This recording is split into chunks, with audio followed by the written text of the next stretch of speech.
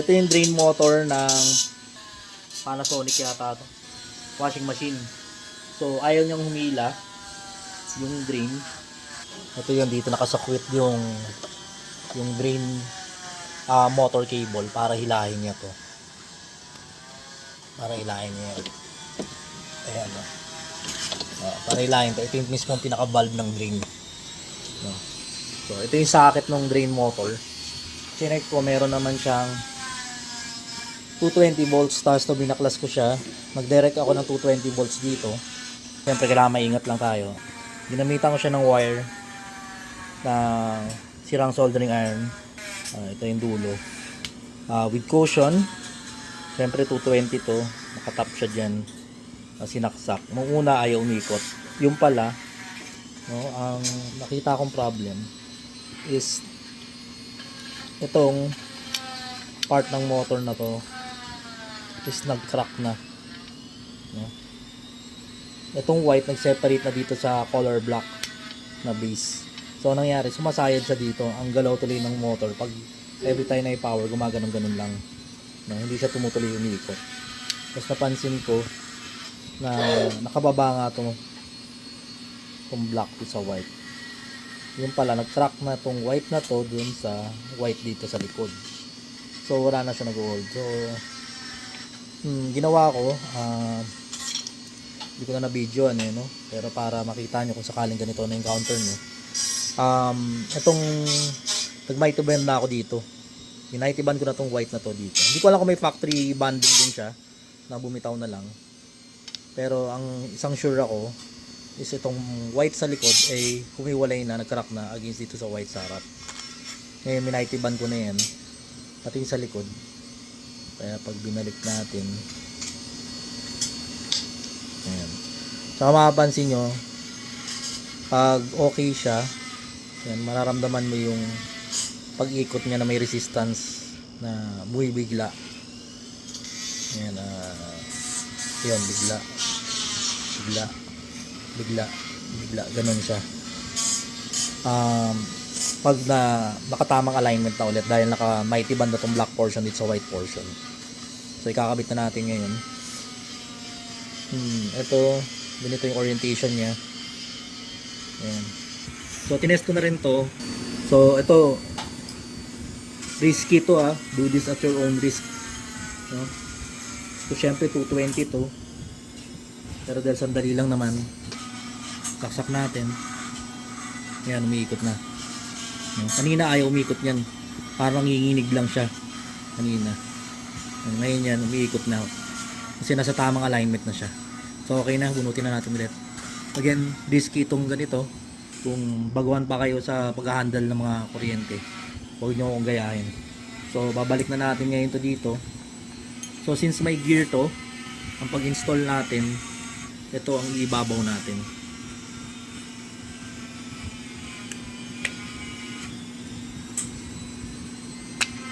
Yan.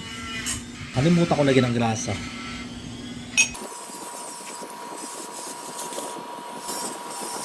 So lagyan lang natin ng dagdag na grease to. Yung shaft. Dito.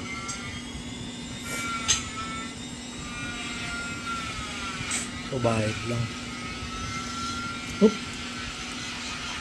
So lagyan na natin to dito. Yan.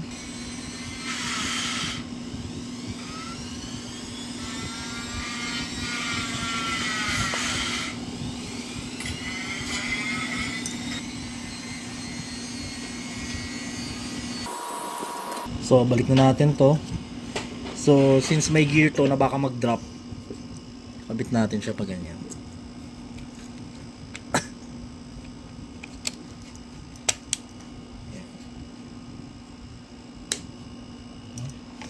Kabit na natin to.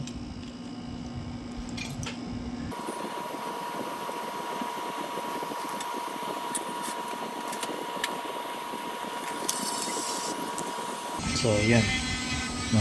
Ngayon kabit na natin tong cover.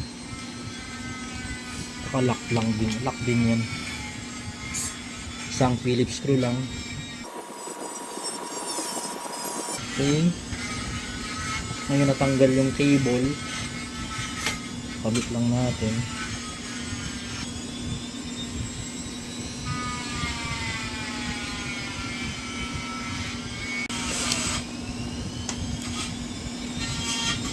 So ayan. Balik na natin ito. So since nagro-rotate to dito, para sure, lagyan din natin ito ng grasa dito. So since mataas tong tatlo, yung mahaba dun sa mas mataas, itong mababa dito. Kita na natin. Pero tong plate na to hindi na para tanggalin dapat. Kung gano'n ang problem, parehas nung dito na nabasag pala yung sa gear. Sa loob nito dapat maingat kayo, baka magtalsikan yung mga laman niya at hindi nyo papag-aralan kung ano yung mga posisyon niya pagbalik. So ingat kayo pag no-open nyo sa may mismong pinaka internal gearbox.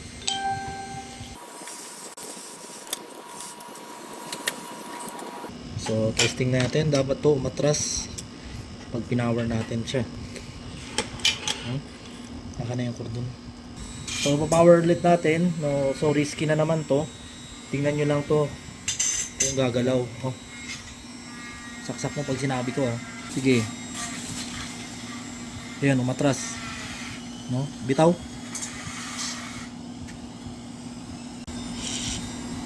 So ganun lang siya. Dapat umatras siya. Kaya dito yung pagbalik, yung spring function na nung pinaka drain valve. Ito, tama to? Sukbit mo siya dito. Pasok mo tong kable dito. Kailangan sumukbit siya dyan. Ito, ganun mo. Pumasok na yata.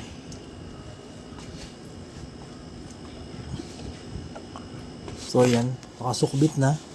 Kakabit na lang yung tatlong tornilyo niya. Tornilyo. So tatlong screws lang to. Isa dito, dalawa sa baba. Sa other side, dalawa.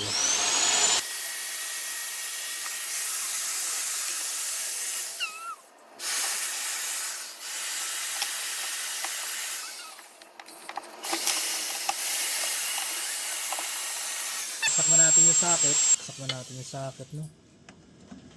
Itong pindutan, nandito sa labas.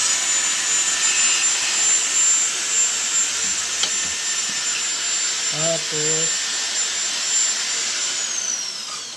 yan. Ito yung pin. Yan. Okay. So, balik na natin yung cover.